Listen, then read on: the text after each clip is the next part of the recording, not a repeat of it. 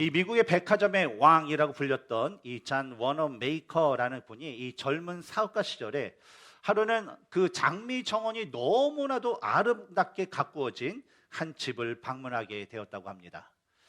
그래서 이 집의 주인은 워너메이커의 그 방문으로 이 워너메이커를 자신이 가꾼 그 장미 정원으로 데리고 가게 되었어요. 그때 그 정원에는 뭐 백장미, 흑장미, 또 빨간 장미 등등 뭐 온 세상의 그 장미라는 장미를 다 모아놓은 것처럼 아주 예쁜 장미들로 가득 찼다고 합니다. 그런데 이 주인이 이 워너메이커에게 이 정원을 딱 보여준 후에 갑자기 이상한 행동을 하는 거예요. 뭐냐면 갑자기 막 그 장미의 가지들을 막 칼 같은 걸로 막 이렇게 꺾기 시작했다는 거예요. 그래서 어떤 덩쿨의 경우에는 꽃 한 송이만 그 남을 정도로 그냥 모든 가지를 다 쳐버리는 것이었습니다. 그래서 이에 놀란 이 워너메이커는요, 아니 이보시오, 왜 멀쩡하고 이렇게 아름다운 가지들을 그냥 냅두지 왜 그렇게 다 꺾습니까? 왜 다 이렇게 잘라버리죠? 라고 이렇게 물었대요. 그러자 주인은 웃으면서 다음과 같은 말을 했다고 그래요. 선생님, 좋은 장미 덩쿨을 만들려면요 이렇게 가지를 다 쳐내야 됩니다. 그렇다고 해서 제가 이 가지를 다 쳐낸다고 했어도 제가 잃을 것은 아무것도 없어요. 오히려 더 아름다운 덩쿨을 저는 얻게 됩니다. 이와 같이 여러분, 좋은 장미 덩쿨을 만들려면 가지라는 것을 쳐내야 돼요. 아무리 꽃이 있고 멀쩡한 가지가 있어도 그 가지를 쳐내야지 아름다운 덩쿨을 만들 수가 있습니다. 아무리 좋은 그 씨앗이라도요, 그 씨앗은 그냥 땅에 심어져서 그것이 썩어져야만 바로 그것이 자라고 열매를 맺을 수 있다는 것이죠. 마찬가지로 우리가 건강한 신앙을 갖기 위해서는요, 항상 말씀과 기도로 또 우리 그 진리를 더럽히고 오염시키는 그런 어떤 여러 가지 요소가 우리에게 있을 때는요, 그것이 내가 편하고 그것이 내가 지금까지 가져왔던 거라도 어때요? 그것을 바로 말씀과 기도로 성령 안의 은혜로 어때요? 그것을 계속적으로 제거해야만 우리는 온전한 굳건한 그 믿음이라는 것을 소유할 수 있게 될 것입니다. 오늘 말씀에도 제자들이 온전한 믿음을 가지고 끝까지 이 복음의 사명을 감당하는 제자로 세우기 위해서 이 제자들에게 말씀하시는 이 예수님의 그 모습을 우리는 볼 수가 있어요. 1절을 보니까 물이 수만 명이 모여 서로 밟힐 만큼 되었더니라는 그 말씀처럼 이전에 우리가 누가복음을 내놓으면서 항상 예수님의 주에는 수많은 사람들이 모였다라는 것을 우리는 이미 알고 있었습니다. 근데 오늘 본문에는 물이 수만 명이라는 거예요. 오늘날에도 만약에 10,000명이 모였다, 그러면 어떤 일이 있을까요? 10,000명. 우리가 이쪽 밑쪽으로 가면 이 프렌드십 처치라고 우리 아프리칸 아메리칸 그 처치가 있습니다. 근데 거기도 제가 할 때는 한 700명 교회라고 들어요. 근데 그 교회 700명 사람들이 팬데믹 전에는 주일마다 오면 난리가 나요. 뭐냐면 경찰들이 호가 꿀고 해서 교통체증하면서 막 그래요. 근데 10,000명이 들어선다 그러면 오늘날에도 아주 복잡할 거예요. 근데 여기는 수만 명이라고 해요. 그러면 어떨까요? 2000년째 수만 명.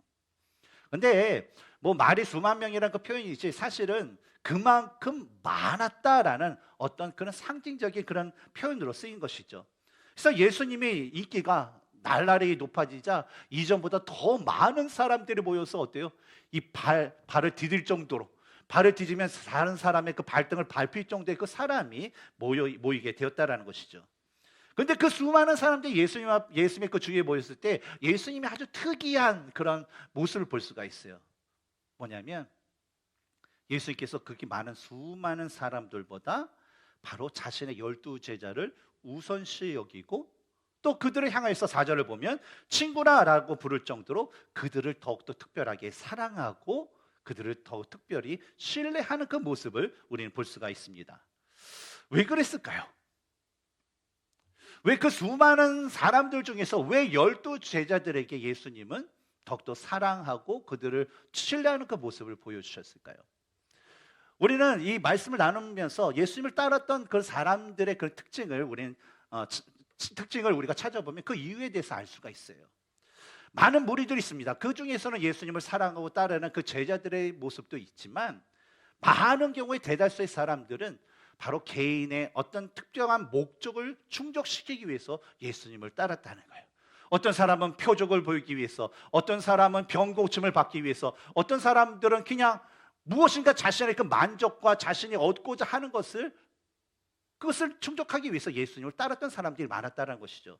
그리고 특별히 그들 중에서는요, 이미 예수님을 싫어했던, 예수님 어떻게 하면 죽이려고 했던 이 바리새인들과 서기관들의 편에 선 사람들이 그 무리 중에는 너무나도 많았다는 거예요. 반면에 예수님의 12 제자는 어떨까요?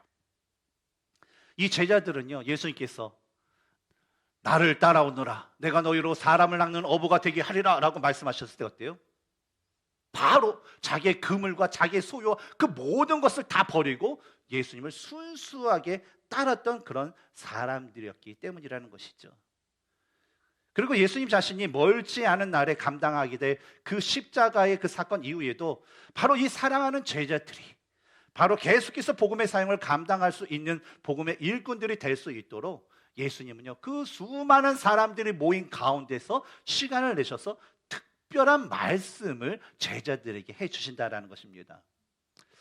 저도 이 지역에서 지방의 어떤 임원, 총무 2년, 부회장 1년, 이제 마지막 회장은 이제 3개월 남았습니다. 이제 끝나요. 어떤 지방에 활동을 하고, 예전에 학교 다닐 때도 목회 박사 그쪽 과정까지 조교도 하고, 미주 사우스웨스턴 동문회 그 총무님과 함께 이렇게 여러 가지 이게 사역을 하다 보니까 주위에 아는 목사님도 많고 주위에 아는 그 전도사님도 많습니다. 그런데 저의 이게 있어서 항상 저의 우선순위는요, 바로 우리 교회에서 함께하는 우리 목사님과 전도사님들에게 저희 우선순위는 있습니다. 그래서 항상 기회가 되거나, 아니 기회가 없으면 기회를 만들었어요. 그냥 이 우리 교역자들과 함께 이 먹고 그 교제하는 그 시간을 항상 가지려고 합니다. 왜냐하면 우리 한번 모입시다 그러면 왜 일 시키려고 그러나 그런 생각을 갖고 있기 때문에 어때요?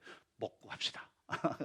먹는 것도 맛있는 거 이렇게 먹으면서 여러 가지 얘기를 나눠요. 삶이 어떤지, 가정은 어떤지, 또 지금 하고 있는 그런 학업은 어떤지, 또 우리 교회에서 사역하는 건 어떤지에 대한 여러 가지들을 이야기해요. 그리고 또 앞으로의 그 사역 가운데 특별하고 아주 그 목회의 그 실질적인 그 이야기를 나눠주면서 앞으로 그 감당하게 될 우리 교회에서 2년이든 3년이든 또 정해진 그 시간 가운데 사역을 한 후에 다음에 하나님께서 맡기실 그 사역을 잘 준비하라라는 그 이야기를 나누곤 합니다. 왜냐하면요, 우리 그 교육자분들은 어떤 그 담임 목사와 부교육자의 어떤 그 비즈니스의 그 관계를 넘어서 사실은 복음의 그 동역자들이기 때문에 그래요. 바로 지금은 저를 돕는 어떤 부목사로서 또 전도사로서 이런 사역을 하고 있지만 우리는 다 복음의 동역자고 나중에는 또 하나된 형제와 또 하나된 그 가족이기 때문에 저는요, 우리 교회에 있는 목사님들과 전도사님에게 특별한 마음을 가질 수밖에 없습니다. 그런데 오늘 보면 예수님께서도요, 수많은 그 사람들이 있지만 특별히 사랑하는 그런 12 제자들에게 특별한 그 말씀을 주시는 것을 볼 수가 있어요. 오늘은 예수님께서 이런 그 제자들에게 주시는 이 말씀을 우리가 함께 나누면서 그 종말의 시대를 살아가고 있는 우리들이 바로 그 예수님의 사랑하고 예수님의 신뢰를 받는 그런 제자로서, 하나님의 그 자녀로서 어떤 모습을 가야 될지에 대해서 우리가 함께 배우고, 또 그 모습을 주님, 내가 소유하기를 원합니다. 내가 주님의 그 사랑하는 자, 주님의 그 신뢰를 받는 자가 되기를 원합니다라는 그 소망으로 그것을 주님의 은혜로 소유할 수 있는 귀한 은혜의 시간이 되기를 주님의 이름으로 축원합니다. 첫 번째로 예수님께서 제자들에게 말씀하시는 그 말씀을 보면요, 제자들로 하여금 외식하지 말라라는 그런 말씀을 하시는 것을 볼 수가 있어요. 우리 본문 1절을 같이 읽어볼까요? 시작. 그동안 무리 수만 명이 모여 서로 밟힐 만큼 되었더니 예수께서 먼저 제자들에게 말씀하여 이르시되 바리새인들의 누룩 곧 외식을 주의하라. 여러분, 지난 시간에 예수님께서 이 외식의 모습을 가지고 있었던 이 바리새인들과 서기관들을 향하여서 화 있을진더라는 그런 강한 말로 책망하신 그런 말씀에 대해서 우리 함께 나눴습니다. 그런데 그 말씀 후에 바로 이어지는 그 오늘 본문 1절에서는 예수님께서 이 제자들에게 말씀하시기를 바리새인들이 가진 외식을 바로 누룩이라는 것을 비유하면서 외식을 주의하라라는 그런 말씀을 하시는 것을 볼 수가 있습니다. 일반적으로 누룩이라는 것은 뭐 지금도 우리 성도님들 중에서 빵을 굽거나 하시는 분들은 잘 아시겠지만, 이 누룩은요 일반적으로 어떤 빵이나 술을 발효시켜 만들 때 사용되는 아주 사람들에게 아주 필요한 그런 발효제입니다. 하지만 예수님께서는요 바로 이 누룩이 이와 같이 사람들의 삶에 필요하다라는 그 점을 바로 누구나 가지고 있는 외식이라는 그 모습에 비유하시면서 바로 제자들로 하여금 너희에게 있을 수 있는 그 외식에 대한 것을 네가 주의하라 라는 그 경고의 말씀을 주시게 된다라는 것입니다. 지난 시간에 바리새인들과 서기관들의 외식적이고 위선적인 모습에 대해서 우리가 함께 나누면서, 오늘날 이 시대에 이 바리새인들과 같이 이런 외식적인 모습, 위선적인 모습을 가장 갖기 쉬운 그런 그리스도인이 있다라고 얘기했습니다. 혹시 기억나시나요?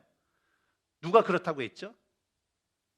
첫 번째는 바로 저와 같이 목사의 직분을 갖고 있는 사람들, 집사의 직분을 갖고 있는 사람들, 안수 집사의 직분을 갖고 있는 사람, 목자, 목녀의 그 직분을 갖고 있는 사람, 또 사역 팀장으로서의 그 직분을 갖고 있는 사람, 그런 사람들이 그 첫 번째 대상이고, 두 번째는 누구예요? 교회에서, 우리 라이프교회뿐만 아니라 태어나면서 교회라는 곳에서 내가 신앙생활을 수십 년, 내가 평생을 했다라고 여기는 그 사람들이 바로 이 외식적인 모습을 쉽게 가질 수 있다라고 나눴습니다. 왜냐하면 이런 사람들, 직분을 가진 자나 교회에서 오랜 생활했던 사람들은요, 사실 베드로서 3장 18절에 오직 우리 주 곧 구주 예수 그리스도의 은혜와 그를 아는 지식에서 자라가라라는 그 말씀처럼 살아가야 돼요. 아는 지식만큼 그 믿음이 자라가는 삶을 살아야 돼요. 그런데 그렇지 못할 때에 쉽게 갖는 모습이 바로 오늘 예수님이 제자들에게 말씀하신 외식의 모습이기 때문이라는 것입니다. 다시 말하자면, 여러분 성도된 자라면, 그리스도인이라면 성경을 통해서 예수님을 아는 지식만큼, 아는 그 깊이만큼 예수님을 따라 닮아가는 삶을 살아야 된다는 거예요. 예를 들어서 여러분, 우리가 자녀가 태어났어요. 근데 아이가 베이비예요. 인펀트예요. 인펀트는 인펀트만큼만 알고 인펀트만큼만 성장하면 어때요? 아이고 예쁘다, 건강하게 잘 자란다라고 해요. 근데 아이가 5살이 됐어요. 5살이 됐는데 행동하는 거나 생각하는 거나 그것이 인펀트와 같은 베이비 같다면 어떻게 할까요? 그럼에도 불구하고 물론 자식이니까 사랑과 아끼겠지만 진짜 너 건강하게 잘 자라가고 있구나라고 볼 수 있나요? 만약에 초등학교, 중학교이 됐어요. 근데 생각하는 거나 어떤 그 모습이, 행동이 여전히 베이비 같은 모습이라면 그 아이가 온전하게 성장했다라고 여러분 말할 수 있을까요? 아니라는 것이죠. 우리의 믿음 생활이라는 것이 예수님을 믿고 구원받아서 끝나는 것이 아니라 그 베이비 신앙이 어때요? 성경을 읽고 기도하고 성령님께서 은혜 주실 만큼, 그 깊은 만큼 우리의 믿음도 어때요? 자라가야 된다라는 거예요. 그런데 어느 순간에 자신의 어떤 재성이 있든, 자신의 부족함이 있든, 어떤 자신의 게으름이든, 기타 등등의 어떤 이유로든 교회의 그 직분과 그 교회에서의 신앙의 연수만큼 살지 못할 때 사람들은요, 실제적으로 자신의 어떤 그 부끄러운 그 모습, 연약한 모습, 그런 나약한 어떤 믿음의 그 모습을 감추기 위해서, 감추고 내가 거룩한 척, 내가 온전한 척, 내가 신실한 척 하기 위해서 자꾸만 외식적인 그 모습을 갖게 된다라는 것입니다. 근데 물론 여러분, 인간적으로요, 자신의 그 모습을 감추려고 하는 어떤 그 외식적인 모습이 있을 수 있다라고 저는 생각을 해요. 저라고 뭐 없겠습니까? 그리고 인간적으로요, 뭐 그런 모습 이해할 수 있어요. 근데 오늘 본문에서 예수님은 그에 대해서 어떻게 말씀하시나요? 오늘 본문을 보면 예수님은요, 회개하지 않는 외식의 모습이 갖는 어떤 영향과 그 결과에 대해서 바로 누룩의 그 특징을 비유하여서 다음과 같은 말씀을 해주셨어요. 첫 번째로 뭐냐면, 예수님은요, 외식을 누룩이 가진 그 부패성에 비유하여서 말씀해 주셨다는 거예요. 당시 유대인들의 그 주식은요, 빵이었습니다. 빵이었기 때문에 이 누룩은요, 그들에게 아주 매우 친숙한 것이었습니다. 그리고 나서 그들은요, 누룩이 섞인 이 반죽을 오래 두면요, 결국 그 반죽이 어때요? 부패해서 썩어서 나쁜 냄새를 낸다라는 것을 대부분의 그 사람들이 잘 알고 있었습니다.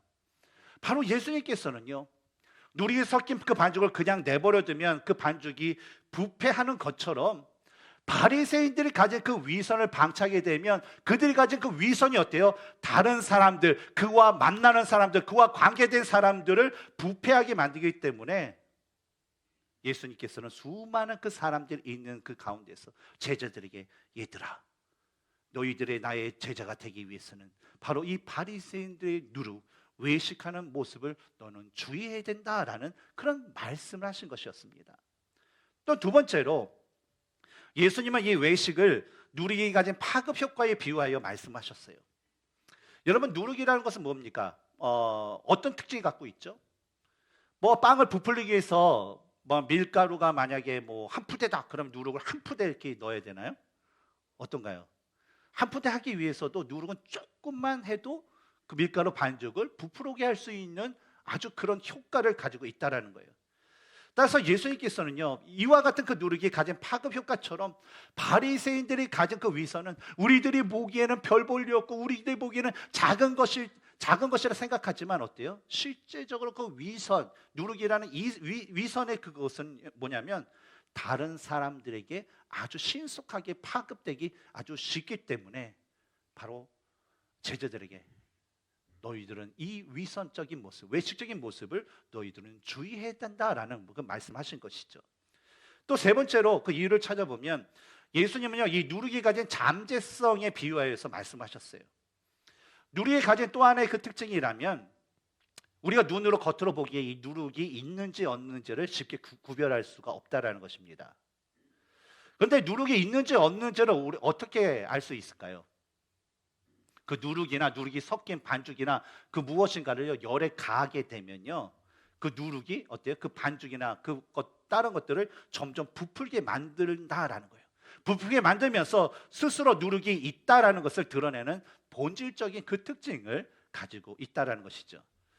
이런 특징에 대해 예수님께서는 오늘 본문 2절에서 감추인 것이 드러나지 않을 것이 없고 숨긴 것이 알려지지 않을 것이 없나니라고 말씀하신 것처럼 바리새인들이 아무리 그 자신의 그 겉을 거룩하고 정결하고 뭐 좋은 것을 위장할지라도요, 언젠가는 또한 마지막 때에는 그들의 죄악이 반드시 드러나게 될 것이다라고 말씀하신 거예요.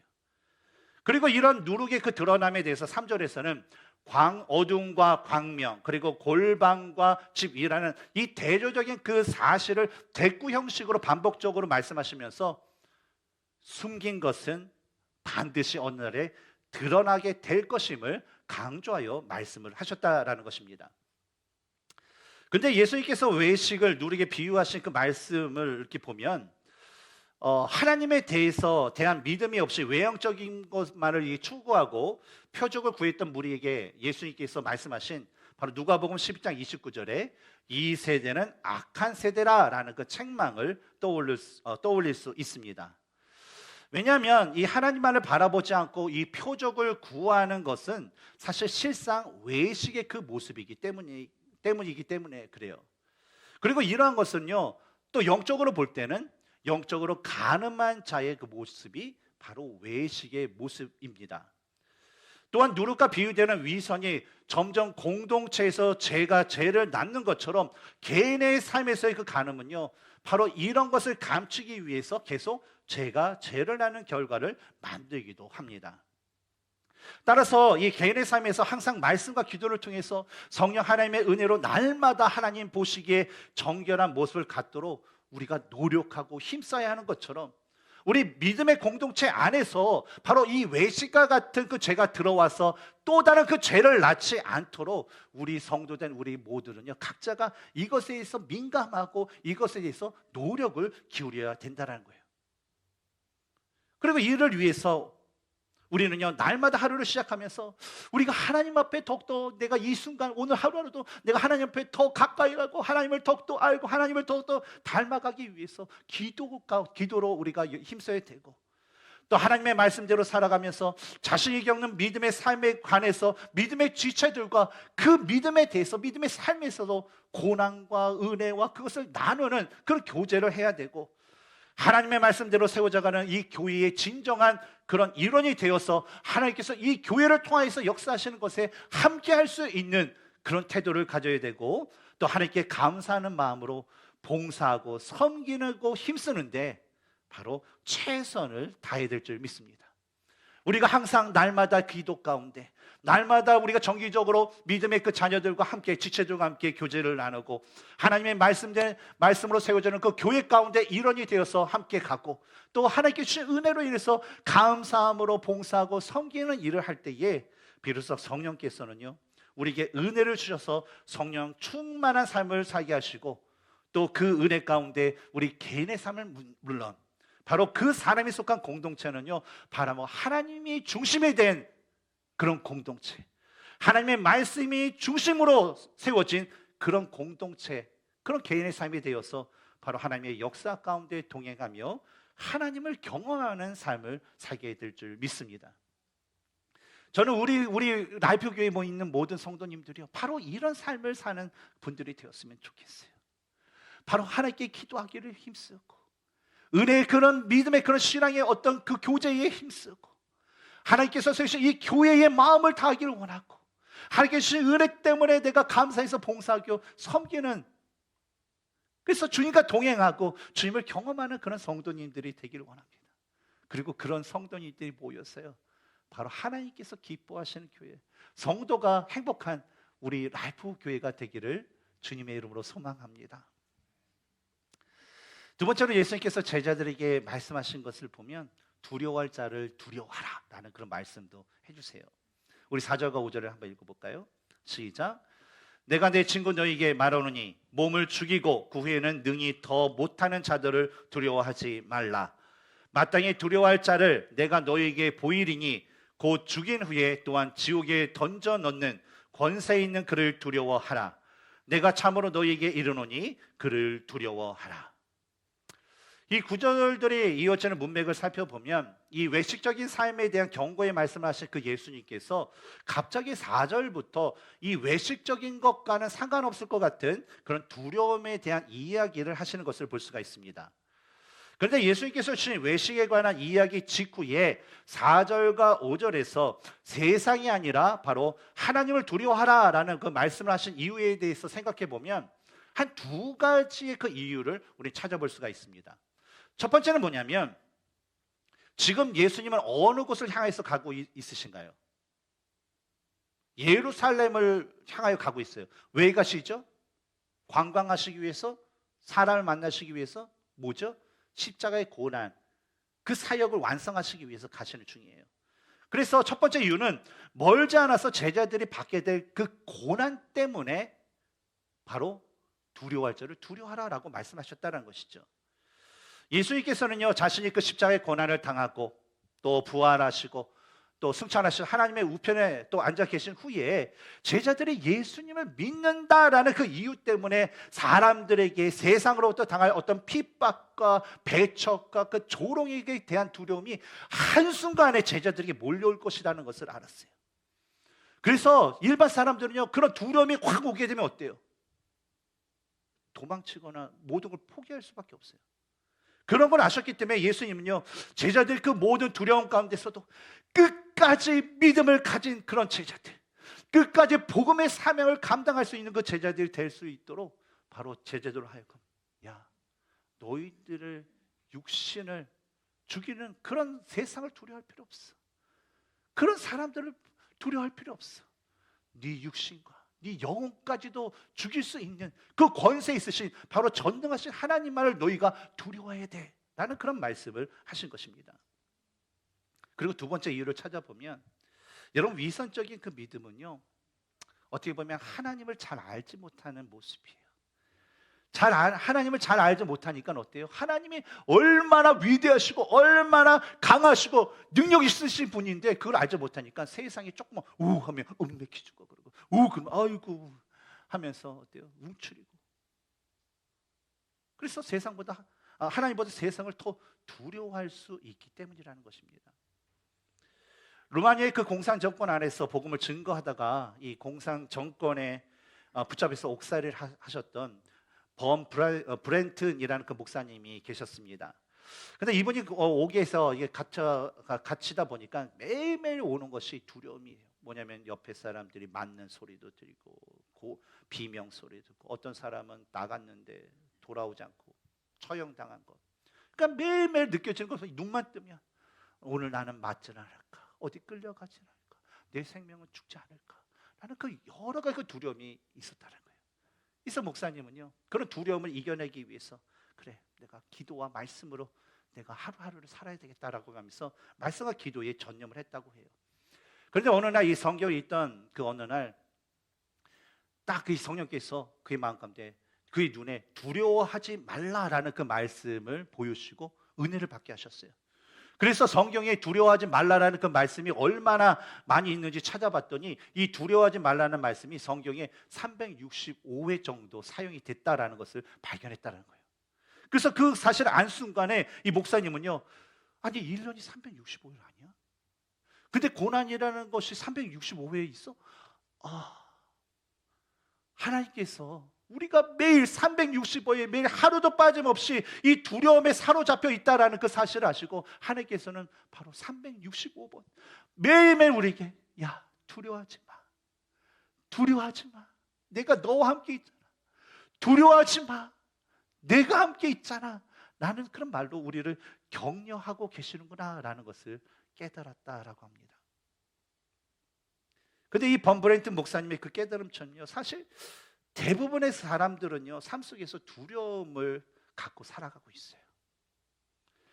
미국의 성공적인 이 세계적인 성공학 연구자였던 나폴레옹 힐이라는 그 분의 인간의 평화를 해치는 7가지 두려움이라는 그 글을 인용하자면 사람들에게는 7가지의 그런 기본적인 두려움이 있다고 합니다. 뭐냐면 첫 번째로 가난에 대한 두려움, 비판에 대한 두려움, 허약한 건강과 육체적인 고통에 대한 두려움, 사랑의 상실에 대한 두려움, 자유 상실에 대한 두려움, 늙어가는 것에 대한 두려움, 그리고 죽음에 대한 두려움을 가지고 있다는 것입니다.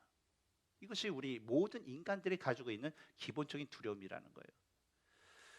그리고 인간이 가질 수 있는 이러한 두려움들에 대해서 긍정적인 사고의 창시자로 알려졌던 노먼 빈센트 필이라는 분의 리서치를 인용하자면 오직 10% 미만이 현재 내가 가지고 있는 그 문제 때문에 갖게 된 두려움이라는 거예요. 몇 퍼센트요? 10% 미만. 현재의 문제 때문에 갖고 있는 두려움이 10% 미만이라는 거예요. 그렇다면 나머지 90%는 뭔가? 그것은 뭐냐면 대부분 사람들이요, 두려움의 40%가 지나간 과거에 대한 그 두려움을 갖고 있다는 거예요. 과거에 이랬으니까 어떻게 뭐 지금 어떻게 나에게 일어날 것 같지 않나, 막 그런 과거에 대한 두려움, 과거로 인한 두려움. 그리고 나머지 50%는요, 아직 존재하지 않는 미래에 대한 두려움을 갖고 있다라는 것입니다. 근데 사람들이 이미 지나가거나 아직 경험하지도 않고, 아니 앞으로 뭐 겪지도 않을 수 있는 그 것들에 대해서 이런 두려움을 갖는 이유가 무엇일까요?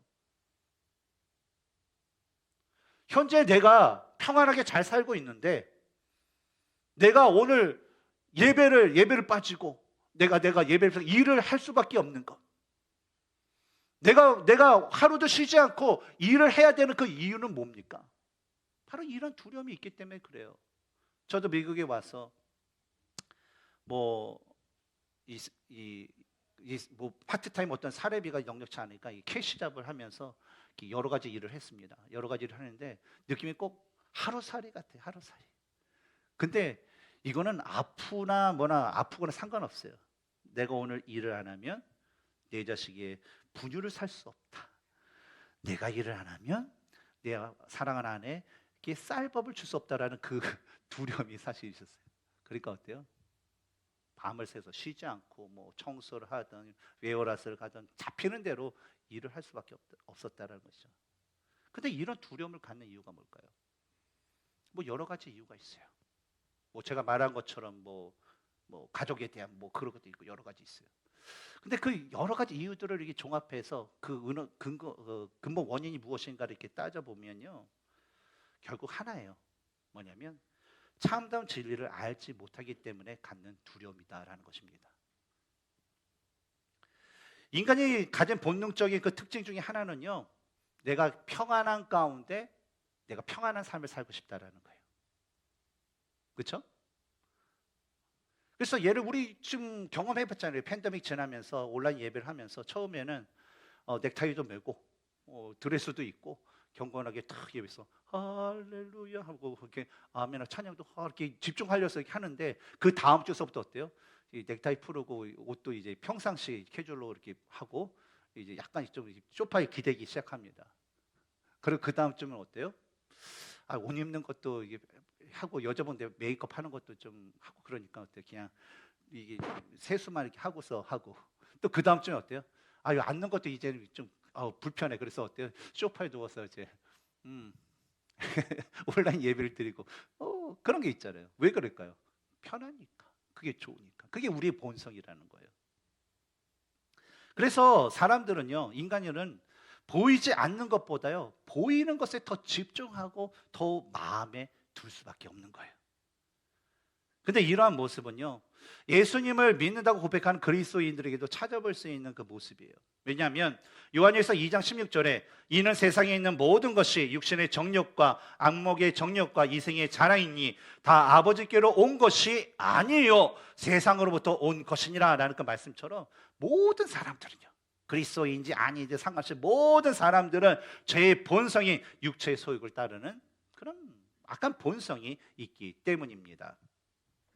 그러나 예수님을 믿는 자로서 내가 비록 본성적인 그런 육체의 소욕을 따르는 그 제약된 속성이 있다 할지라도 내가 이것을 이겨내고 하나님의 뜻대로 살아가는 그런 삶을 살기 위해서는요, 반드시 우리 안에 거하시는 성령 하나님의 통치와 그분의 인도하심을 구하고 찾고 두드리는 그런 우리들의 간절한 모습이 필요하다라는 것입니다. 왜냐하면 사도 바울은요, 갈라디아서 5장 17절에 육체의 소욕은 성령을 거스르고 성령은 육체를 거스리나니 이 둘이 서로 대치함으로 너희가 원하는 것을 하지 못하게 하려 함이니라 라는 거예요. 무슨 얘기입니까? 우리가 성령을 따르면 성령이 우리에게 뭐예요? 육체의 그 소욕을 따르는 걸 못하게 한다는 거예요. 근데 반대로 우리가 육체의 소욕을 따르려고 하면 육체의 소욕이 성령을 따르게 하는 것을 못하게 한다는 거예요. 상극이라는 것이죠. 따라서 성령 하나님께서 우리의 마음과 우리의 생각과 우리 삶의 모든 영역에서 충만한 은혜를 주실 때에 우리가 가지고 있는 본성적인 그 죄의 소욕이 있다 하더라도 어때요? 그 죄의 소욕은 점점 힘을 잃는 거예요. 성령께서 하는 그 삶을 따라가니까 그게 좋아요. 그리고 점점 더 성령의 충만한 가운데 따라가는 삶을 살게 되면 어때요? 그 죄의 속성이 그 자취를 마치 감추듯 우리 삶에서 큰 영향력을 끼칠 수 없게 된다는 것입니다. 하지만 만약에 우리가 성령 충만한 삶을 구하지도 않고 그런 삶을 살지 않을 경우에는요, 뭐 믿지 않는 사람들은 두말할 거 없어요. 그냥 자신이 그냥 원하는 대로 살아가요. 그냥 육신의 정욕 그 제 정욕대로 그냥 소욕대로 그냥 그걸 추구하면서 살아가요. 그런데 믿는 자의 그 경우에는요, 어떻게 변하냐면 이제 외식적인 모습을 갖게 된다는 거예요. 점점. 그리고 이러한 외식적인 모습을 가진 사람들은요, 점차 하나님이 어떤 하나님인지를 점점 잊어버리고 알지 못하게 돼요. 그리고 여전히 자신이 가진 육체의 소욕을 충족시키면서 때로는 하나님을 쉽게 부인하고 또 심지어는 이 성령을 모독하는 그 죄를 저지르기도 합니다. 이에 대해서 예수님께서는 본문 9절과 10절에서 다음과 같이 말씀하셨어요. 사람 앞에서 나를 부인하는 자는 하나님의 사자들 앞에서 부인을 당하리라. 누구든지 말로 인자를 거역하면 사심을 받으려니와 성령을 모독하는 자는 사심을 받지 못하리라. 사람이 하나님을 온전히 알지 못할 때는요, 그냥 상황에 따라서 그냥 자신의 육체의 소욕을 따라서 그것을 추구하기 위해서 살아갑니다. 그러면서 하나님을 부인하기도 해요. 그리고 이렇게 살다가 죽으면 어떻게 되죠? 하나님의 심판대에 가서 영원한 죽음의 멸망의 영생을 살아가게 됩니다. 지옥에 떨어져서 이제 살아가는 거죠. 하지만 성령님의 그 은혜로 하나님을 몰랐던 나의 그 무지함의 그 죄, 무지함 죄 때문에 저질렀던 나의 그 죄악된 삶에 대해서 회개를 하고 하나님께 돌아서게 되면요, 하나님께 용서를 받을 수 있어요. 왜냐하면 하나님은 그 영혼도 사랑하시기 때문이죠. 그렇다면 오늘 누가복음에서 누가가 얘기하는 하나님의 용서를 받지 않는 성령을 모독하는 죄라는 것은 도대체 무엇일까라는 거예요. 여기서 말하는 이 성령을 모독한 죄라는 것은 근본적으로 하나님을 거역하면서 하나님께서 주시는 마음을 거부하는 근본적인 그런 배교를 의미를 합니다. 예를 들면 성령 하나님께서는요, 예수님을 구세주로 고백하는 믿음을 주시도록 인간의 어떤 사람들의 그런 심령의 역사를 하세요.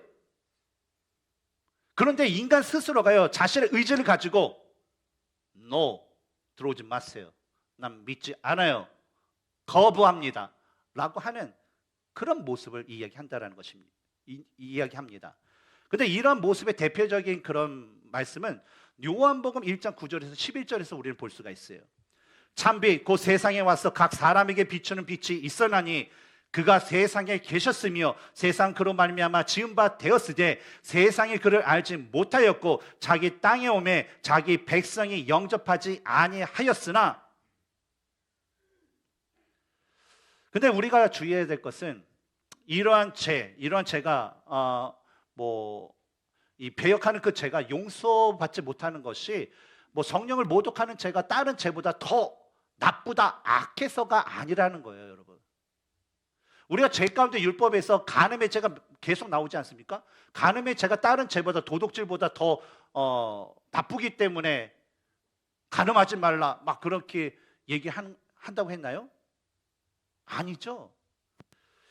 이 성령을 모독하는 그 죄를 지은 자는요, 특징이 뭐냐면 철저하게 하나님께 마음을 닫아요.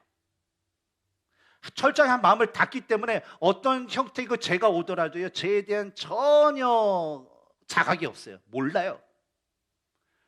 자각을 못하니까 뭐예요? 죄에 대한 자각을 못하니까 결국 당연히 하나님께 대해서 하나님 제 죄를 용서해 주세요 라는 그 회개의 기도를 할 수가 없다는 거예요. 하지 않는다는 거예요.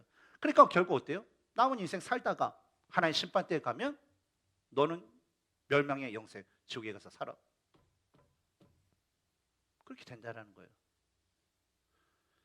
근데 여러분 알고 보면요, 사람들로 하여금 외식하게 만들고 세상의 힘을 두려워하게 하고 이 성령을 모독하게 그 만드는 일은요, 하나님으로부터 온 것이 아니라 바로 세상 사단에게서 온 그 죄악의 모습이라는 거예요. 사단은요, 우리 삶에 성령 하나님이 통치하지 않는 그 부분이 있으면요, 그것을 놓치지 않아요. 베드로후서의 그 말씀처럼 사단이 어때요? 마귀는 우는 사자처럼 두루다니며 자기 삼킬 자를 찬다니 라는 것처럼 두루다니다가 우리가 성령의 충만함이 이제 없을 때 어때요? 그 부분을 확 물어요. 예를 들어서 성령 충만한데 여기가 성령 충만함이 없어요. 그러면 사단은 확 물어요. 그러고 나서 여기를 어때요? 여기 있는 영의 부분을 오염시킵니다. 그리고 그 대신 여기다가 죄악을 가득 채워놓게 돼요. 그리고 그것이 점점 퍼져가지고 어때요? 죄에 대해서 무감각하게 만든다는 거예요. 그래서 때로는 하나님보다 사람의 그런 의식을 너무 이렇게 민감하게 받아들일 때가 있어요. 하나님을 두려워해야 되는데 사람이 어떻게 보나, 사람들이 어떻게 생각하나, 어떻게 말하냐, 그걸 더 심각하게 생각하는 사람들이 생각하게 만들고, 순수한 어떤 신앙의 모습을 찾기보다는 계속적으로 내가 목사니까, 내가 전도사니까, 내가 안수 집사니까, 내가 목자 목녀니까, 내가 팀장이니까 나는 이래야지 되는 어떤 그 외식적인 모습을 가지려고 하고, 그리고 주위 사람들이 이런 외식적인 모습이 잘못됐고 이상한 것이 아니라 그럴 수도 있지, 살다 보면 인간이 어떤 당연한 것처럼 만드는 그런 일을 하게 된다는 거예요. 또한 이 마귀는요, 때로는 세상의 힘에 의해서 어떤 경제적이나 사회적이나 육신적인 손해와 위협을 당하게 하였어요. 그냥 하나님의 말씀대로 살아가는 것이 아니라 세상의 논리와 세상의 이치대로 살아가게끔 만들어요. 그래서 결과적으로 어때요? 인간 스스로가 자기의 의지를 가지고 하나님보다 세상을 선택하는 삶을 살아요. 그래서 무슨 일이 있으면 어때요? 하나님보다 세상이 원하는 것이 무엇인가, 세상에서 얻을 것이 무엇인가를 선택하게 된다는 거예요. 근데 반면에 하나님을 온전히 사랑하고 신뢰하는 자는요, 어느 상황 속에서든 하나님을 예비하는 삶을 살아요. 우리가 기독교 영화, 북한의 그 지하교회 영화를 보면 예전에 제가 한번 본 적이 있는데 그냥 대놓고 할 수 없는 동굴에서 모이고, 어떤 분은 그런 모임도 이제 막 감시가 되니까 이불을 뒤집어 쓰고 거기서도 혼자 이렇게 소리도 못 내니까 하나님 사랑하고 그 기도도 주님 도와주세요. 조금 이렇게 후레쉬 같은 걸 피면서 말씀을 보면서 그 예배 드리는 삶을 산다는 거예요. 발각되면 죽는데 그럼에도 불구하고 하나님이 자신의 그 삶을 통치하고 인도하시는 것을 믿기 때문에요. 이 하나님을 온전히 사랑하고 신뢰하는 자는요, 바쁘면 바쁠수록 더, 고난을 받으면 고난을 받을수록 더 하나님을 의지하고 하나님께 기도할 수밖에 없어요. 하지만 그렇지 않은 사람들은요, 그냥 말만 그래요. 말로서는 벌써 천국을 얻었어요. 천국을 벌써 세웠어요. 그리고 사람들에게 그런 모습이 당연하다고 얘기해요. 말만 거룩하게 하는 것. 그러나 여러분 분명히 알아야 될 것은 하나님은 모든 것을 다 아세요. 누가 거짓된 모습을 가졌는지, 누가 진실된 모습을 가졌는지, 누가 위선적인 모습을 가졌는지, 누가 진실된 모습을 가졌는지 하나님은 아신다는 거예요. 그리고 하나님은 선악간의 모든 것을 판단하시고요, 반드시 하나님의 때에 그의 합당한 심판을 내리실 것입니다. 그러므로 예수님께서 제자들에게 말씀하셨듯이 우리들도 예수님의 그 말씀처럼 항상 말씀과 기도로 자신의 모습을 날마다 되돌아보면서 우리에게 있을 수 있어요. 그 외식적인 모습을 버리고 항상 진실된 모습으로 하나님께 나아가기를 날마다 매 순간마다 우리가 노력하고 힘쓰는 주님의 그 자녀들이 되어야 될 것입니다. 우리가 두려워할 것은 육체만을 죽일 수 있는 그 세상이 아니라 육체와 영혼까지도 멸할 수 있는 그 하나님을 두려워하고요, 바로 그분의 뜻에 합당한 삶을 살아가야 됩니다.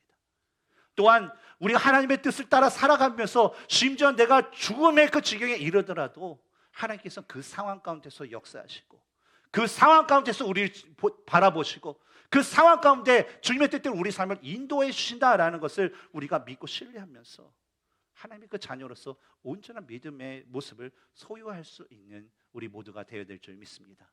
그리하면 성령 하나님께서 여러분의 삶을 인도하시고 또 여러분 삶 가운데 어떻게 살아야 될지를 가르쳐 주시는 그런 모습을 여러분에게 주실 거예요.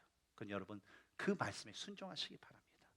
그리하면 여러분이 항상 그분 안에 거하고 또 그분이 일하시는 그 역사를 우리가 경험하면서 하나님의 진짜 기뻐하시고 사랑받고 신뢰받고 인정받는 그런 주님의 자녀들이 될 줄 믿습니다. 저는 여기 계신 모든 성도님들이 그러한 분이 되시기를 바라고 저도 그런 사람이 되기를 원합니다.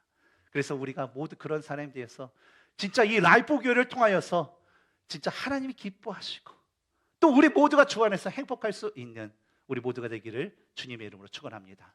함께 기도하겠습니다.